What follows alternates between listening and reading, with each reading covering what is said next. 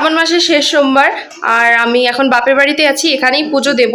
সব গোছানো হয়ে গেছে, সকাল সকাল চান টান করে নিজেও রেডি হয়ে গেছি, পুজো সব কিছু গোছানো হয়ে গেছে। মা অফিসে বেরোবে যখন, তখন আমি মেয়েকে নিয়ে বেরিয়ে যাব।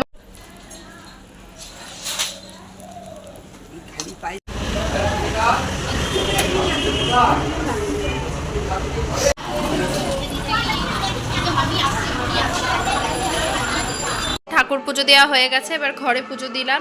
মেয়েকে একটু চিড়ে খাওয়ালাম, মা ভেজে টেজে দিয়ে একদম ওর খাবার রেডি করে দিয়ে গিয়েছিল। মেয়ের খাওয়া হয়ে গেছে, মিষ্টি মিষ্টি সবই আছে। সাবু মাখা হয়ে গেছে, এবার সাবুটা খেয়ে নিই। তো ভালো করে দুটো পুজোই সারা হয়ে গেল, মন্দিরেরও আবার বাড়িরও। দুপুরবেলা একটু শুয়েছিলাম, সাবু টাবু খেয়ে আহি আর ঘুমাতে দেয়নি।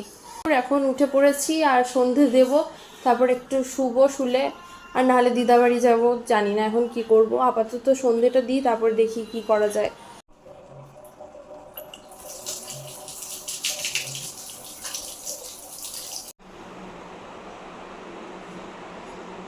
আজকে বিকেলের টিফিন নাশপাতি। চলো বাই।